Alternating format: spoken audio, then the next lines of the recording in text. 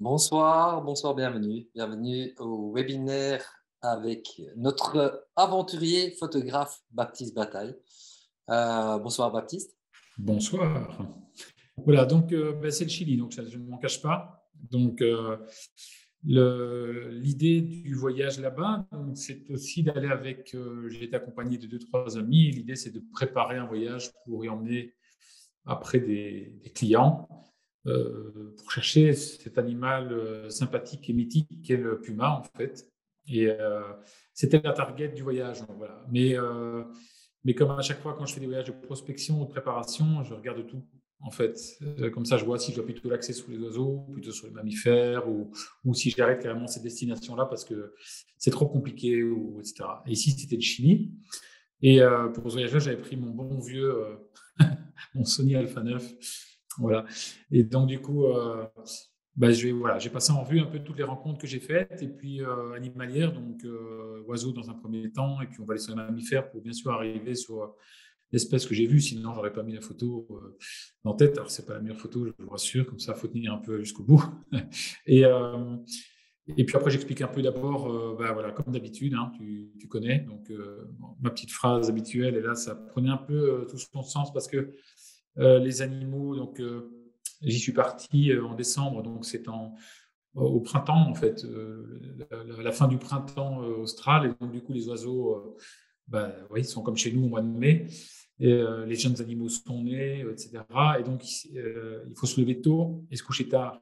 Et le puma, il chasse souvent à ces deux périodes-là, comme beaucoup de chats en fait, hein, très tôt le matin ou tard le soir, enfin juste avant l'obscurité. Donc, mes trois compagnons et moi, on avait une sale tête à la fin du séjour quand même, parce qu'on ne s'était pas reposé, parce qu'on avait voulu profiter un maximum. Donc, c'était vraiment un voyage, ce n'était pas des vacances.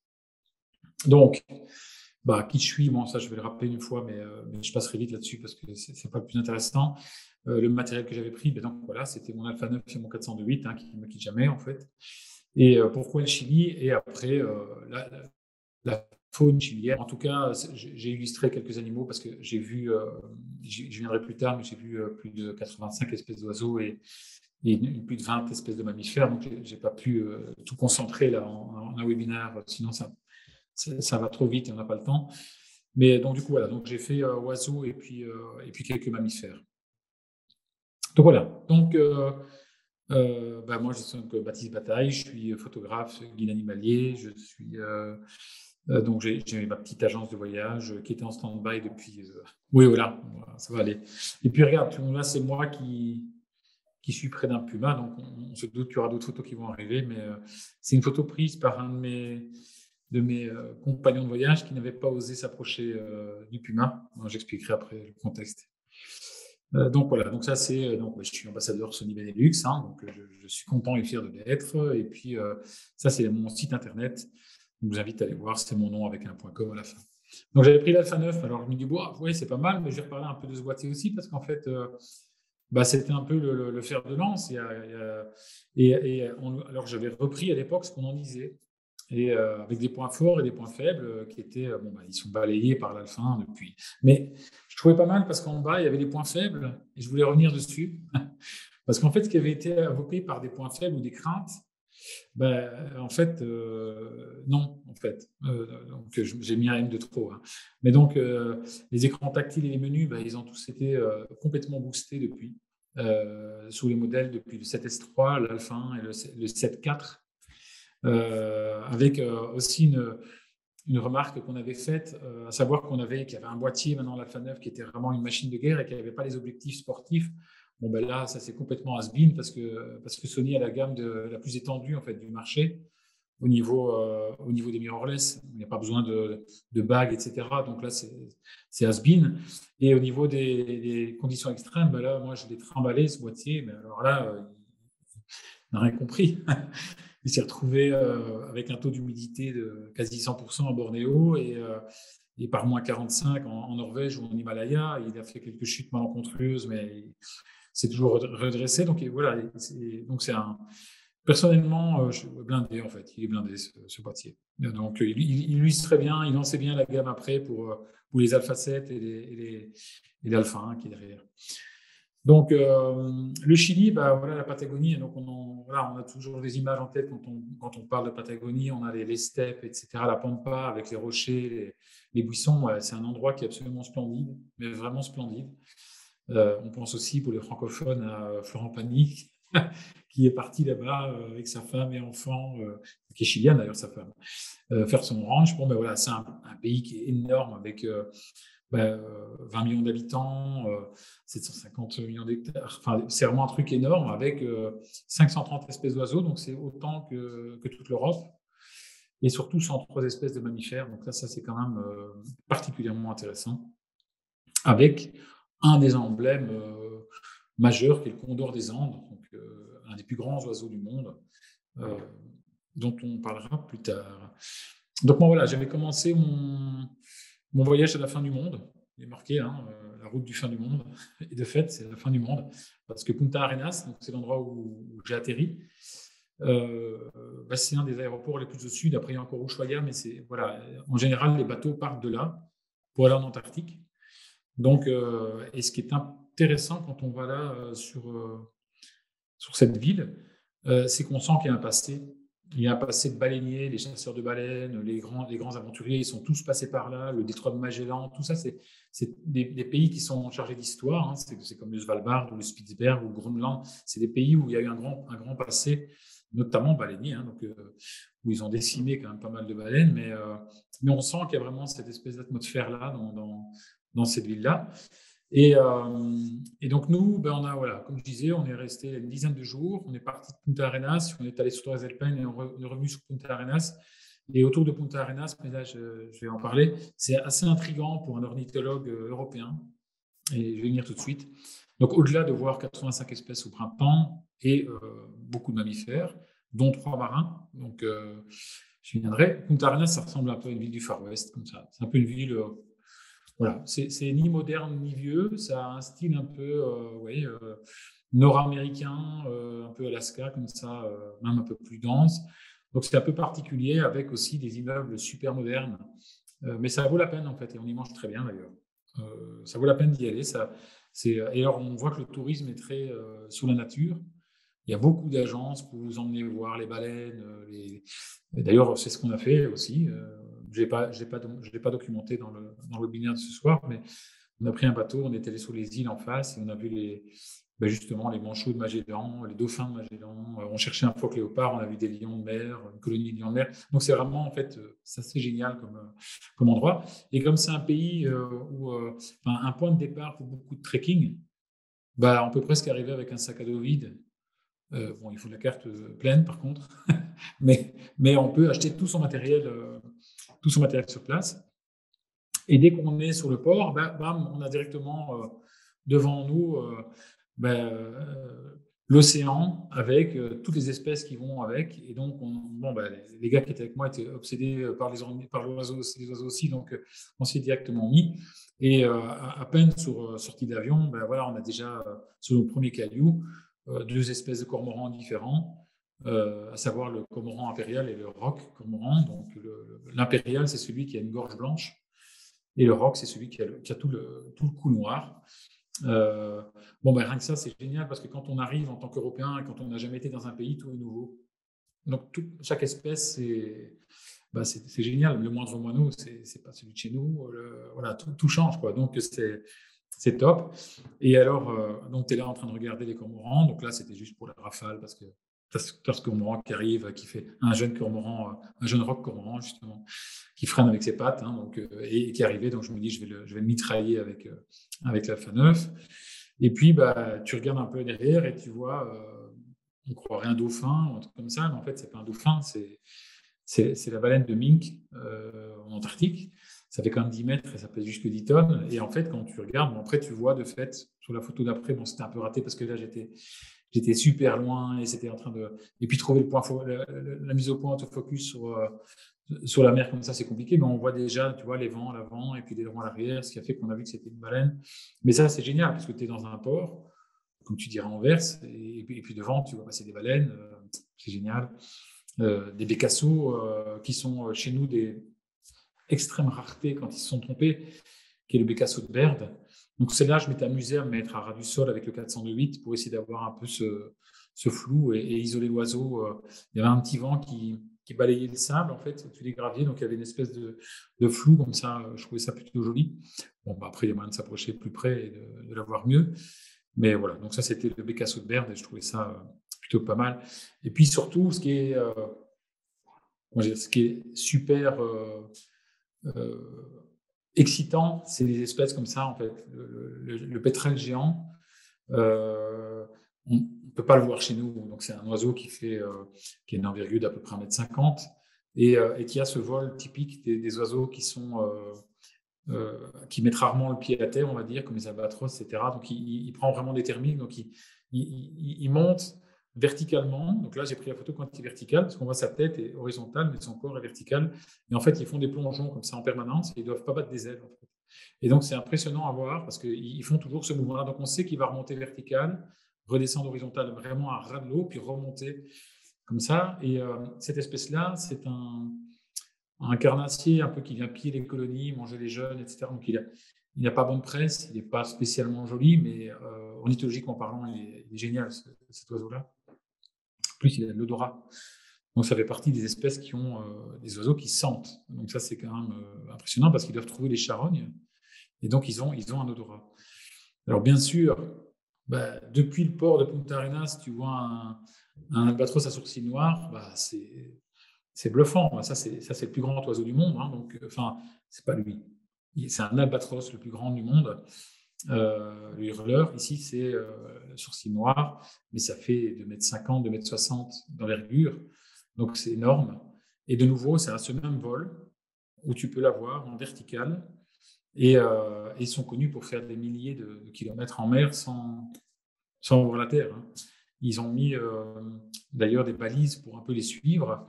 Et ils se sont rendus compte qu'en fait, en utilisant les balises sur les albatros, ils arrivaient à trouver les bateaux qui étaient en train de pêcher hors des zones permises, parce que les albatros tournaient autour des bateaux pour essayer de trouver les restes.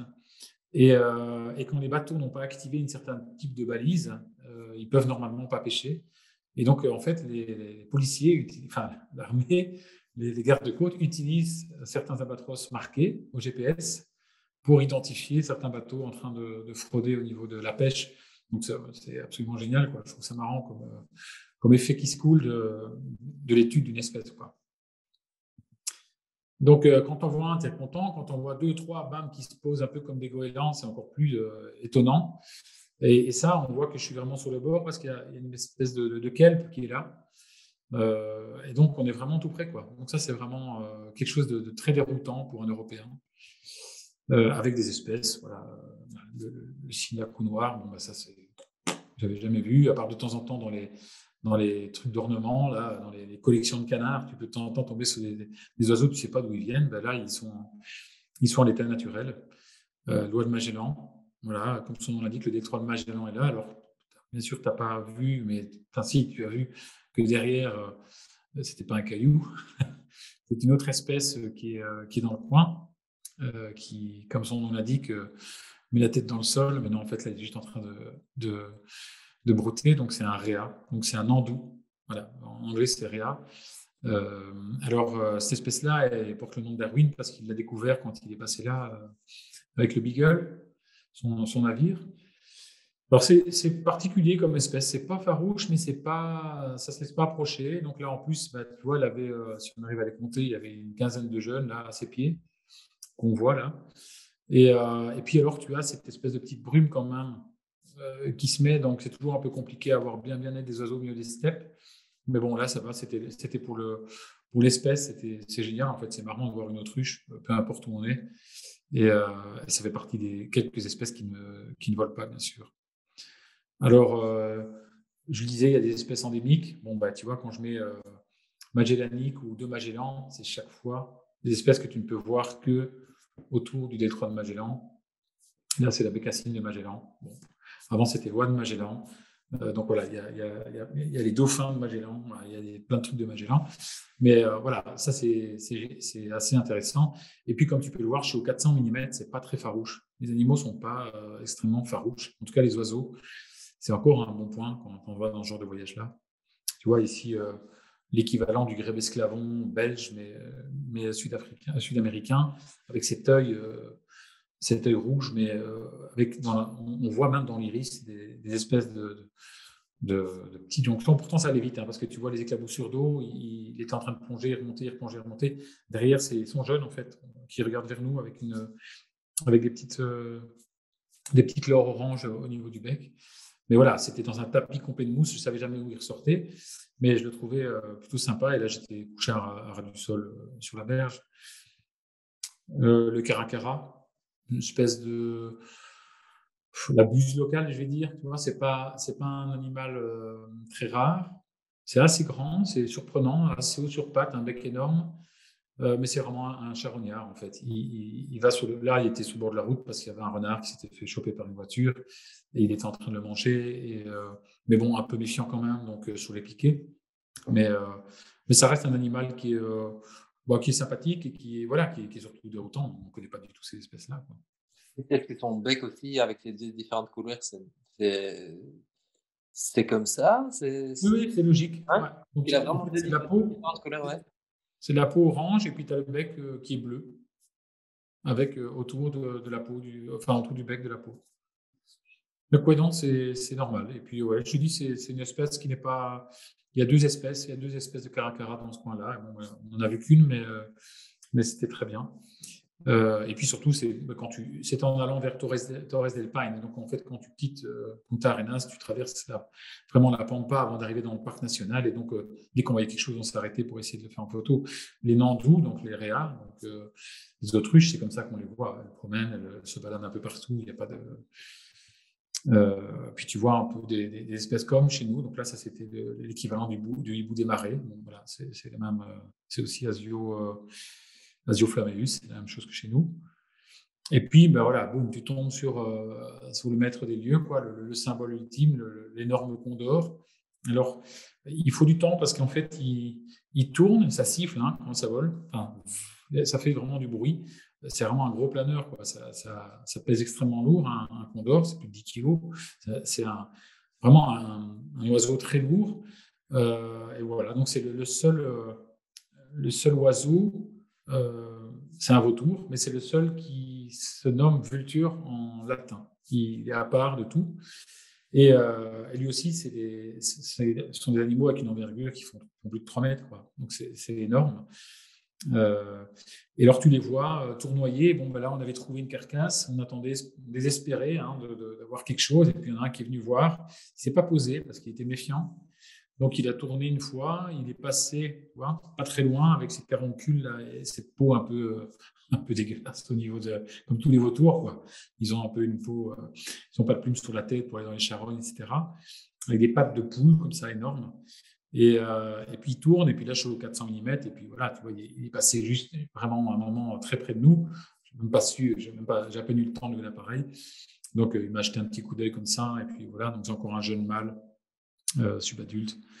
Mais ça, c'est pas mal à voir parce que c'est vraiment le symbole. Enfin, c'est un gros poulet quand c'est au sol. Hein. Il faut pas. Ouais, c'est un très joli plumage. Oui, mais tu vois, c'est vraiment ce collier blanc, etc. C'est vraiment une espèce qu'ils ont pris comme symbole. C'est pas pour rien, quoi. C'est vraiment un super retour. Quoi. Après, tu as 3 espèces de flamants roses par là. Donc, il y en a 6 dans le monde, et il y en a 3 qui sont présentes là, dont le chilien. Je cherchais celui des Andes, mais malheureusement, je ne l'ai pas trouvé. Il est parfois mixte avec ces espèces-là, mais alors on le reconnaît, celui-là, parce qu'il a des genoux roses. Tu vois, il a juste pouf, une patte grise et pouf, un petit genou, et ce que l'autre n'a pas. Donc, et après, le bec est un peu différent, mais à distance, tu ne sais pas le dire. Mais... Donc, je te dis, j'ai mitraillé un peu dans tous les sens, tu vois. Ça, c'est comme notre. C'est pas plus gros qu'un moineau, hein. C'est l'équivalent de notre. Serein à peu près, ou voilà, c'est Serein Cygni ou le Verdier d'Europe, c'est une femelle, cet oiseau-là. Un moineau, tu vois, donc chez nous on a des moineaux, ici voilà, tu as le moineau à collier roux, bon ben superbe, voilà, très près au 400 mm, pas farouche, tu vois, de nouveau c'est assez agréable, et puis tu peux voir tous les petits détails des plumages et de l'œil, etc. Donc ça c'est vraiment petite espèce de passereau. Ça, c'est très rigolo. Donc, le rayadito, on trouve que là aussi. Et ça ressemble un peu à un croisement entre un grimpero et un troglodyte, pour ceux qui connaissent. Donc, c'est un oiseau qui est super speedé, avec la queue en l'air tout le temps, qui court dans tous les sens et puis qui crie très fort. Et super compliqué à avoir en photo. Je crois que j'ai fait des centaines de photos pour essayer d'en avoir une, tellement il bouge dans tous les sens. Et il est imprévisible, en fait. Donc là, j'étais assez content de l'avoir. C'est pour ça que je le mets. En plus, il est mis au soleil, il était sympa. Et on voit bien les petites touches de roue. Mais donc, Rayadito, je ne connaissais pas, espèce nouvelle. Donc ça, c'est l'ami de l'arc. C'est une alouette. Voilà. Donc ça, celle-là est assez courante. Pour ceux qui sont déjà allés ou qui veulent y aller, quand vous êtes dans le parc, parce que ça, c'est déjà dans le parc de Torres del Paine, elle est partout. Elle est partout, pas trop farouche, tu vois, regarde. Pouf. Bon, tu revois le bruit ISO, j'étais très très tôt le matin. C'était vraiment très très tôt. Tu vois, il y a un petit bruit derrière, mais c'était pour montrer à quelle distance tu peux t'approcher. Elle avait une larve de, je sais pas, une chenille ou je sais pas ce qu'elle avait en bouche, mais voilà. Donc tu as ces oiseaux ne sont pas extrêmement farouches. Un qui est compliqué par contre à avoir, de par le milieu qu'il fréquente, c'est le torrent duck, donc on va dire le canard des torrents.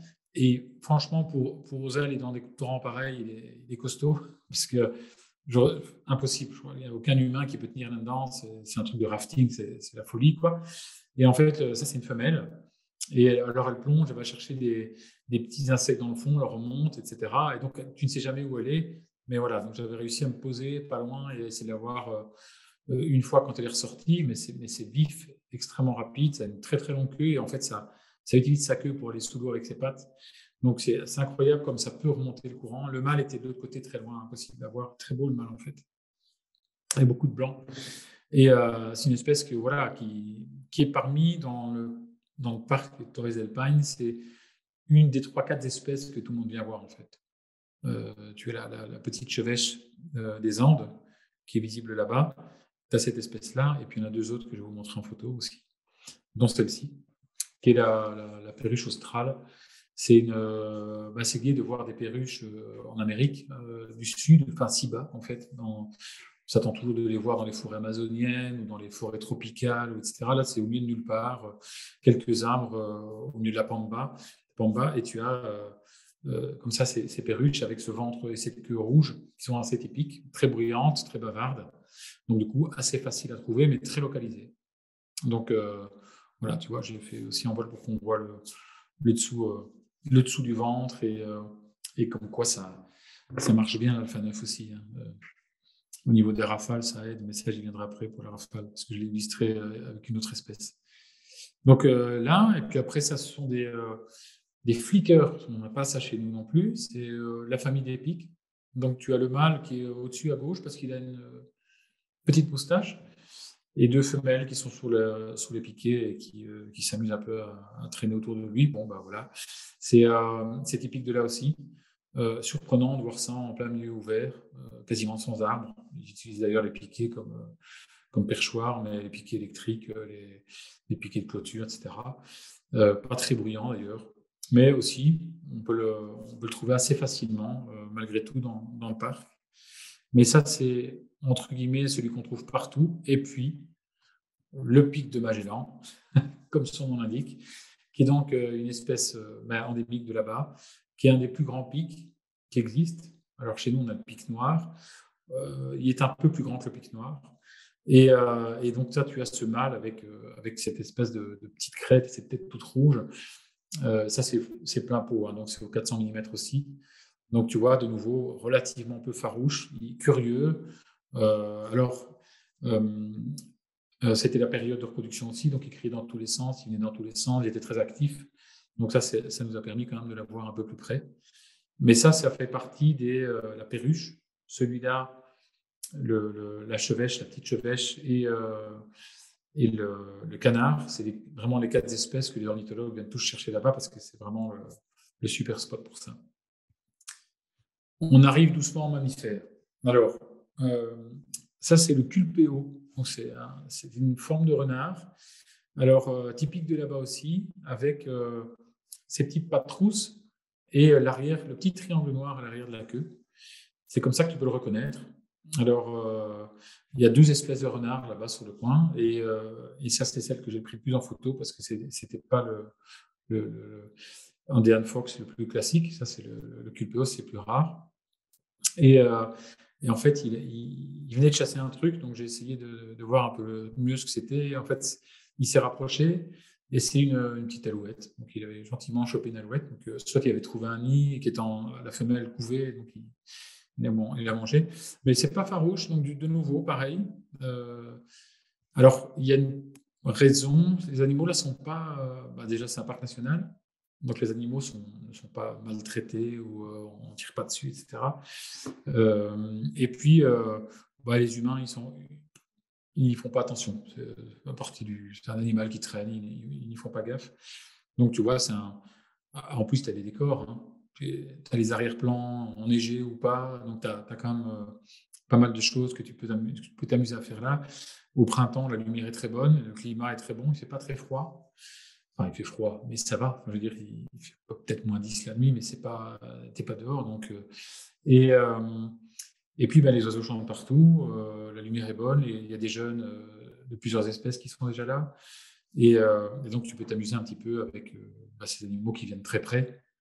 Euh, et puis, essayer de faire tu vois, des petites contre-jours noir et blanc. Voilà. Donc ça, c'est pour ce petit renard. Alors, il y a un renard que j'aurais bien aimé voir, mais qui est beaucoup plus compliqué à voir, c'est le renard de Darwin, mais j'y retournerai parce que c'est un des participants qui était avec moi qui était complètement excité de renard et je crois on va devoir retourner chercher ça. Alors, un des gros habitants, le plus gros habitant de la région, c'est le guanaco, donc toute la famille des lamas. Donc, tu vois, c'est les lamas qui font de la laine, de la viande et qui crachent. Donc, tu as les alpagas. Oui, alpaga, lama, et là, c'est guanaco qui est là présent. Donc, lui, il est élevé. Ça, c'est un petit. Et d'ailleurs, je vais y revenir pourquoi. En fait, ils étaient élevés, donc, et les pumas ont été persécutés pendant longtemps parce que, justement, ils chassaient les guanacos jusqu'à la création du parc. Et c'est là que le tourisme n'est pas toujours néfaste. C'est qu'en fait, les photographes animaliers, naturalistes qui voulaient venir voir le puma, les éleveurs voisins, ils se rendaient compte que c'était peut-être une manne financière intéressante à capter et que ça rapportait peut-être plus que l'élevage et guanaco. Et en fait, il faut savoir que maintenant, je l'ai su après, parce que moi je l'ai appris sur place, la périphérie du parc, ce sont des propriétaires terriens, éleveurs de guanaco, qui louent à la journée. Tu peux aller à des endroits où il y a les pumas qui sont là parce qu'ils viennent de manger parmi leurs élevages, quoi. Et donc, du coup, mais c'est des élevages, il ne faut pas croire non plus qu'ils viennent dans une prairie de 10 hectares manger 4 guanacos. Les guanacos sont sur des milliers d'hectares. Les prairies, là, ça n'a rien à voir, quoi. Je pense que toute la Wallonie, c'est une prairie presque. Mais donc, c'est juste énorme. Mais les guanacos sont là, ils peuvent sauter au-dessus des clôtures. En fait, ils rentrent dans le parc, ils sortent du parc. Et le puma fait la même chose. Mais par contre, c'est un terrain privé et donc tu peux monter sur leur terrain. Et il y a une femelle qui est connue pour ça, de puma, qui habite sur la périphérie du parc et qui n'est pas farouche. Et comme elle n'est pas farouche, les humains et les photographes peuvent venir tout près.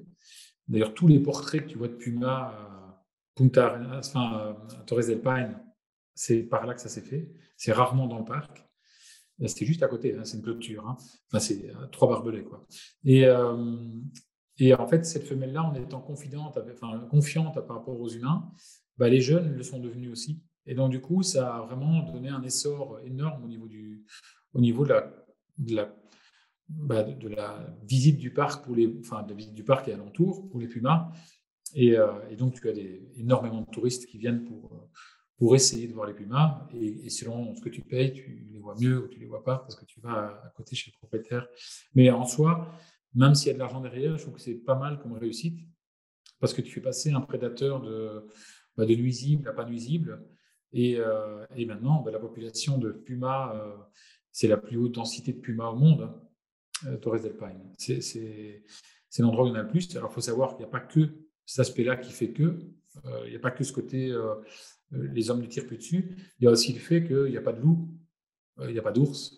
Tu vois, donc, en fait, en gros, ils ne sont pas soumis aux mêmes règles que leurs voisins du Nord où ils scoltinent un peu tout le reste. Ici, c'est eux les prédateurs suprêmes, quoi. Nous, ils n'ont pas, à part eux-mêmes, ils n'ont pas de, de, de prédateurs, Concurrence. quoi. Voilà. Ouais. Et donc, du coup, ben oui, donc la saison des petits, ben, ils étaient nés quelques semaines avant qu'on arrive, où il y en avait encore des tout petits qui venaient de naître. Ça, c'est un adulte, donc tu vois l'espèce de fourrure. Alors, ça fait jusque 140 kilos quand même, un adulte. C'est grand, hein. C'est pas. Ben, il suffit d'aller dans les eaux pour voir, mais tu vois, donc là, j'avais fait ça au 24 mm avec une grande ouverture pour qu'on voit un peu le décor derrière. Bon, il est tout près, c'est placide. De nouveau, les humains, ils s'en foutent. C'est plutôt moi qui n'ose pas trop m'approcher parce que ça charge, hein. Enfin, ça donne des coups de patte, un peu comme quoi, c'est compliqué à dire comme bestiole parce que c'est un lama. Donc on sait qu'ils crachent, qu'ils sont un peu, ouais, ils ont des sales caractères, quoi. Et donc du coup, ces bagarreurs, on en a vu qui se battaient là, plein de sang. Donc tu dis, c'est vraiment comme c'est pas des animaux placides. Et mais de nouveau, pareil, en gros, ils font pas attention aux hommes, ils s'en foutent, voilà, ils broutent au milieu de nulle part, ils sont dans le parc, ils sortent, ils rentrent. Je sais même pas si les éleveurs savent à qui sont les animaux parce que j'ai jamais vu tu vois, de marquage ou quoi. En tout cas, ça n'a pas un regard lumineux ou vif, mais c'est mignon. Tu vois, c'est très mignon. Tu as les femelles comme ça qui sont ensemble. Et puis après, sur cette photo-là, c'est assez illustratif parce qu'en fait, tu as les femelles avec les petits et tu as toujours des vigiles. Tu vois. Donc, et en fait, quand tu vas là-bas, quand tu cherches le puma, tu ne dois pas chercher le puma. Tu dois écouter les guanacos. Et ils font une espèce de rire complètement stupide. Enfin, je le fais très mal, hein, mais qui est entre le cheval et les rires, quoi. Et en fait, c'est dès qu'ils voient un prédateur, et comme le seul prédateur, c'est le puma, ils crient, ils font ce cri-là, et tu les entends de différents endroits, et tu regardes par où ils regardent, et en regardant par où ils regardent, tu finis par trouver le puma, parce qu'il est en mouvement, sinon ils ne le voient pas et ils se font bouffer, quoi. Mais quand il bouge, euh, ils crient, et tant qu'ils l'ont vu, ils continuent à crier. Donc en fait, c'est pratique, parce que toi, tu te guides via les guanacos pour arriver à trouver ton puma. Et à tous les coups, boum, il y en a un qui est là, assis, un peu invisible. Alors c'est super mimétique. On ne croit pas, mais il y en a beaucoup, hein, donc, dans ce parc-là, mais c'est extrêmement bien caché. Alors son nom concolore, ça veut dire qu'il n'a qu'une seule couleur. Et donc c'est le Mountain Lions, en fait, Puma, Cougar, tout ça, c'est tous les mêmes noms. Parce qu'il faut savoir que c'est un chat qu'on trouve depuis le Canada jusqu'à l'Amérique du Sud, au sud-sud, même au Brésil, même au Costa Rica, dans la forêt tropicale. Donc, il y a un spectre alimentaire qui s'est diversifié au possible. Et c'est même un des chats qui a le plus grand territoire au monde, en fait, enfin, aire de répartition. Parce qu'au nord, il est confronté, je te disais, aux ours, aux loups, etc. Donc, ils sont assez costauds. Et au sud, ils chassent des proies qui font 140 kilos, donc ils sont costauds. Et entre les deux hémisphères, ils sont de plus en plus petits parce que le milieu est de plus en plus boisé. Et c'est plus intéressant d'être petit. Donc, en fait, si tu vas au Costa Rica, en Colombie, si tu vois un puma, tu vas peut-être même pas croire que c'est un puma tellement il est petit. Ils font presque 50% en moins qu'un puma que tu verras à Torres del Paine ou dans le Yukon. Là, c'est vraiment dans le Montana, quoi. Donc, c'est assez marrant de voir la diversité. Donc, du coup, il y a plusieurs sous-espèces.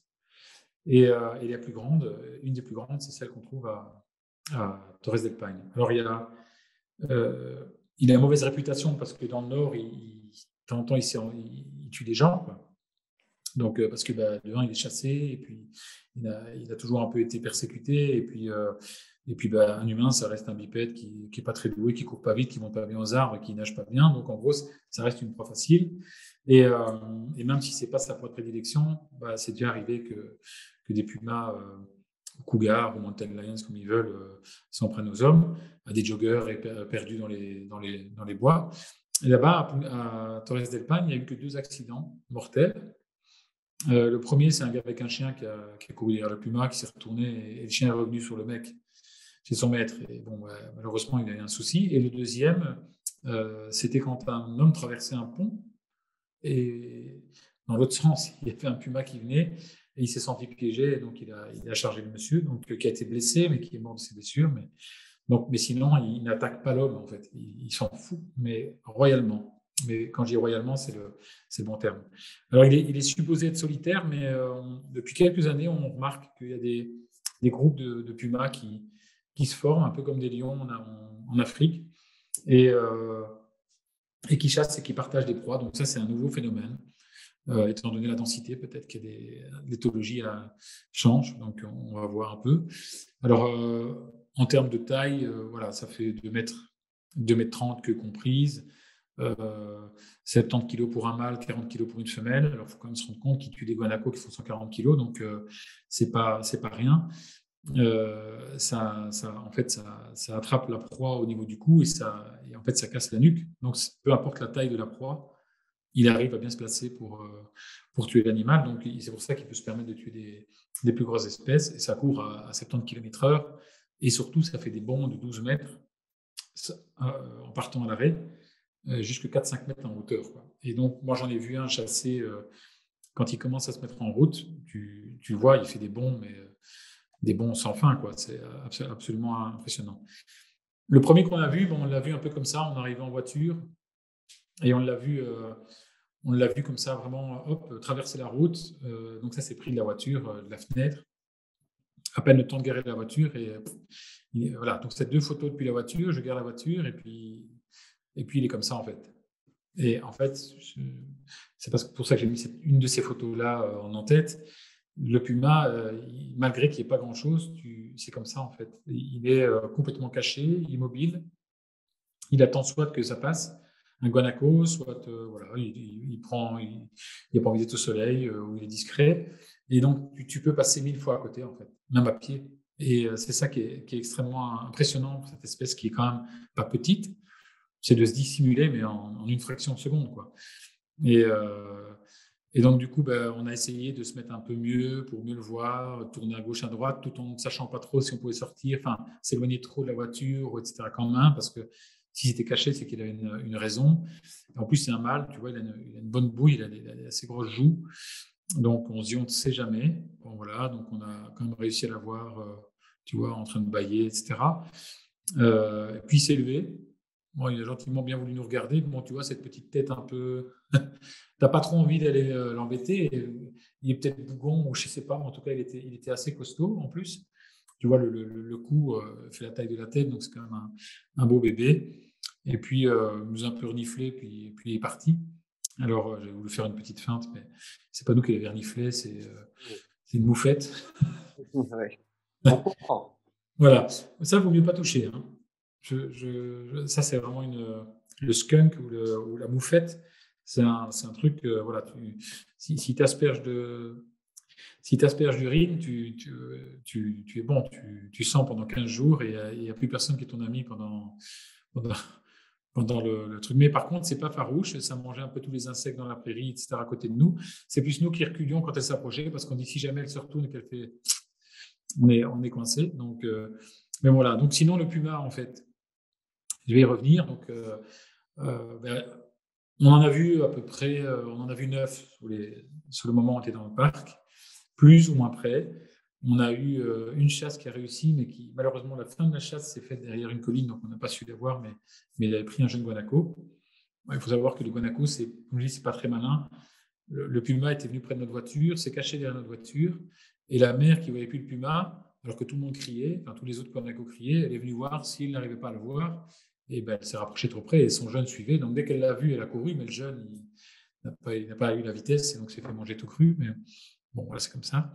Et donc voilà, donc tu vois comme ça, il déambule tranquillement. Alors, tu peux pas te promener en dehors des sentiers dans le parc.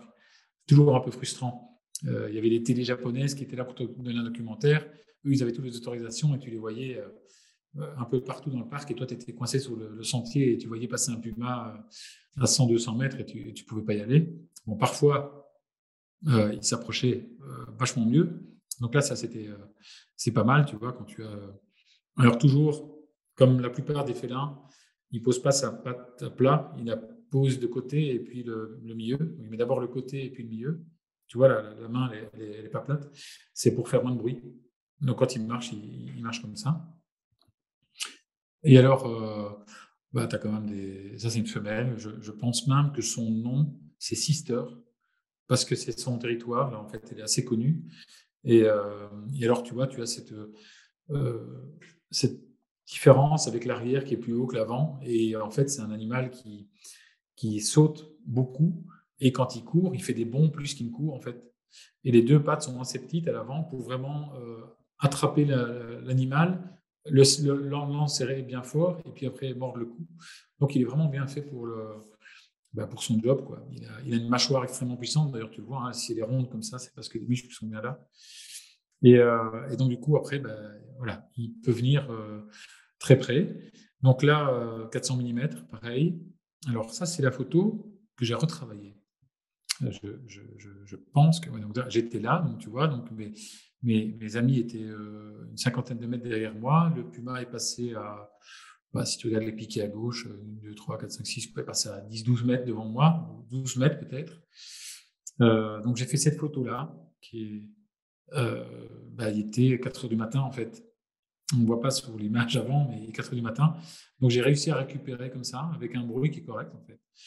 Et le problème, c'est toujours la vitesse. Parce que quand tu vois des chats, il va se passer quelque chose, mais quand tu es à 4 heures du matin, même si les ISO montent bien sur l'Alpha 9, tu te dis, ouais, quand même garder un peu de vitesse. Donc, du coup, voilà. Et en fait, ce qu'il a fait, c'est qu'il a sauté la clôture. Donc là, ça, c'est la photo de base.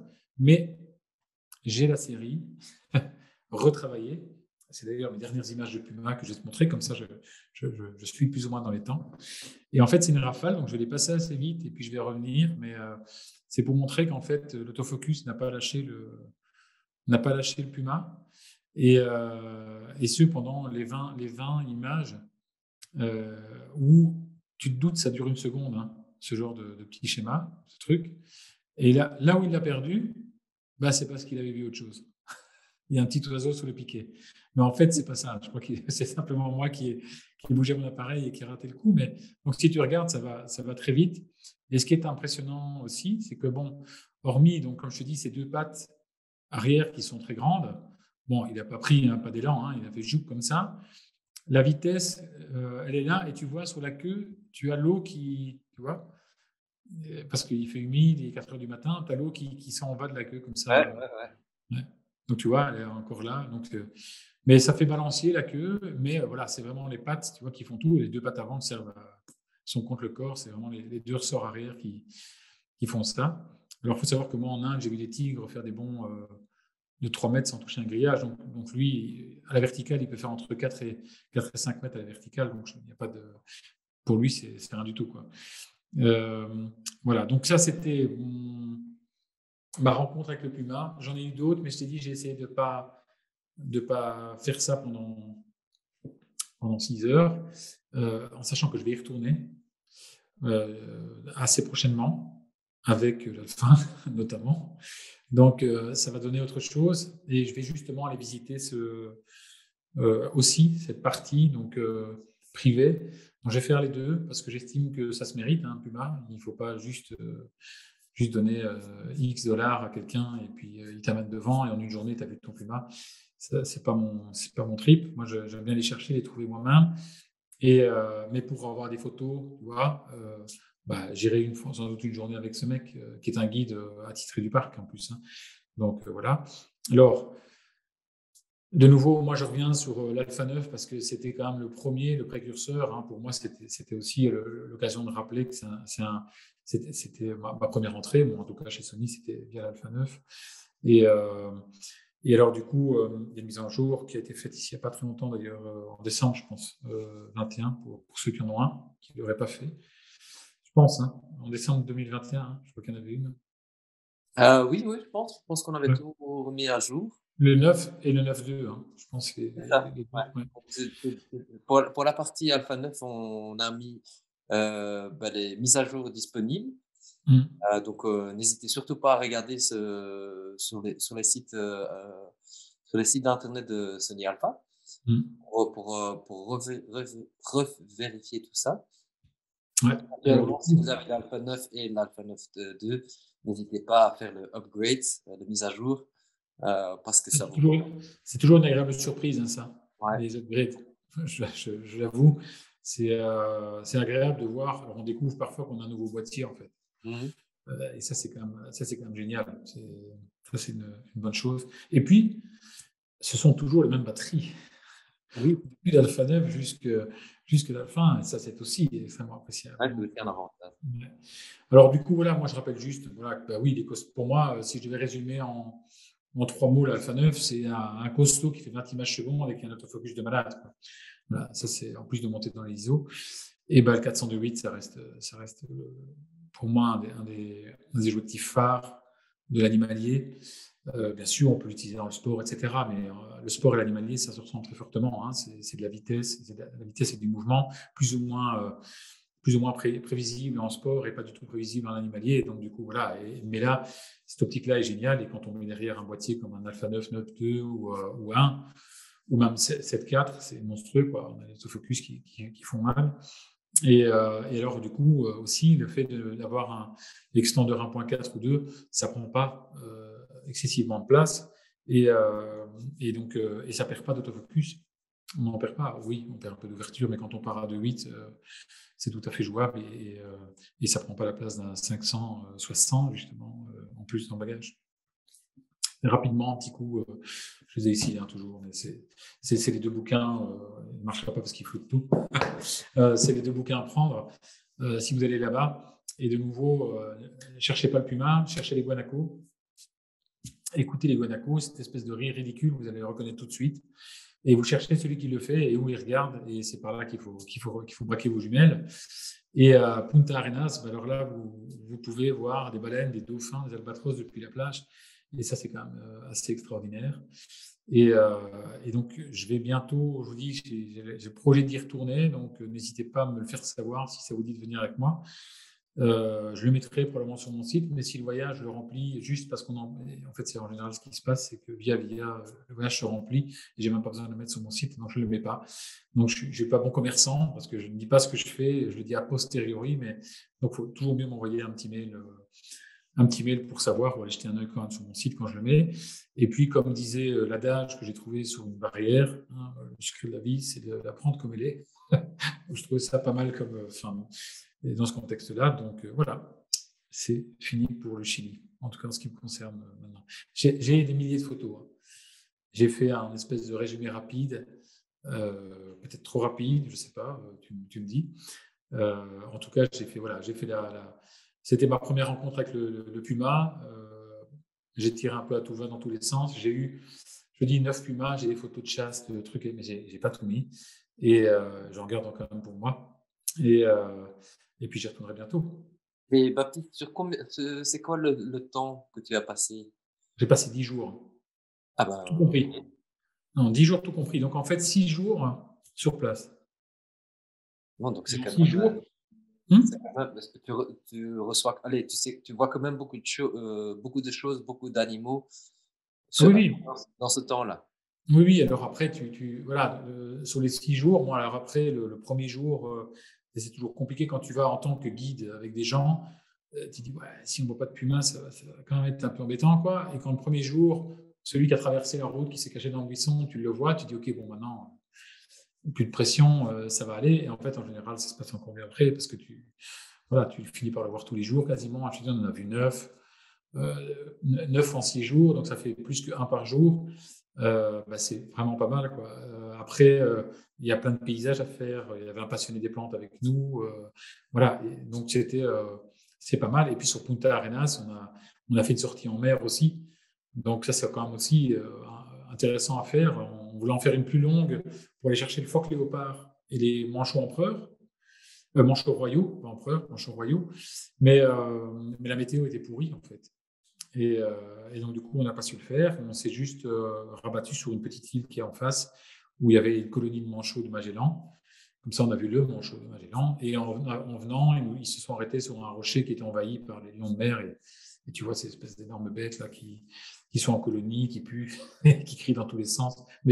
Voilà. Mais c'est vraiment des paysans au possible. Et moi, c'est le trajet. jusque là-bas, qui de fait, quand tu commences en ayant 20 heures de trajet dans les dents au minimum, ça fait mal, surtout que tu as quelques douanes successives à passer.